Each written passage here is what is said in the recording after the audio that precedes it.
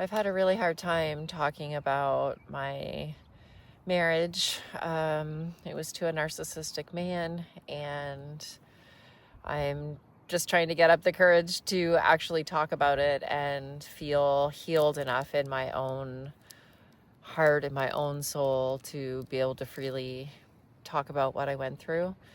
And the only reason that I even want to talk about it at all is because I know that there are so many others who have been through a similar situation and go through this like awful tailwind all on their own. And so I just feel like the more of my story that I share, the more I can help other people, or at least show that I have been in your shoes. I do know where you're coming from. I do see you. I do understand. And I do deeply, deeply care. When you go through trauma or, toxic relationships or some sort of sorrow or grief or pain, we so often don't want to face those emotions. We're just trying to like pick up the pieces of our lives and figure out what are we going to do next. That our mind tries to protect us because we want to feel safe, um, you know. And so we just stuff all of those emotions down. We just like stuff them right down inside of our body. And that's what happened to me. And ultimately, I did end up getting sick from not releasing those suppressed emotions, and years of trauma and abuse and, those kinds of things. So, essentially, a narcissist will build you up. They'll make you fall in love with them. They do all these amazing things, and you just think they're the most incredible person you've ever met. And once they have built up your trust and they have stolen your heart, they piece by piece start breaking you back down. And it's like you don't even see it coming. You don't even see that it's happening. It just happens, like, because it's so subtle. At least it was for me. It was just so subtle that I didn't see it. I thought I was just, helping him out, or, he was just in a bad mood that day, maybe, or something. And little by little, he dismantled my confidence. He really just, like, I had no self-esteem left. I had no confidence left. My savings account was drained. Like, he took everything that I had, everything that meant something to me, personally, he took from me. And I did leave him, and I'm now rebuilding a new life. And,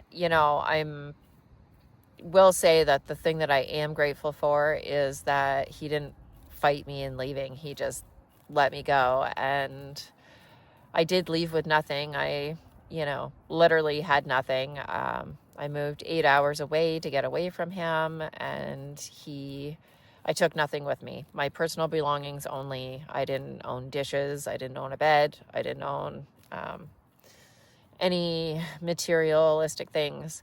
And the crazy thing about that is I had nothing, and yet I felt more abundant than I ever had in my life, because I finally realized that I needed to take a deep dive within myself, and I needed to figure out these old patterns and habits, and figure out why I wasn't feeling well inside my body, even though doctors were telling me there was nothing physically wrong with me. So in a lot of ways it was a blessing, because I actually took the time to go within, and I actually took the time to figure myself out and understand myself and rebuild my confidence and love and accept myself exactly as I am. And really, moving so far away to a new city to start all over, it was like I could literally do anything I wanted. And what I wanted to do was be of service to other people. I've always had service jobs. I was representing clients in court.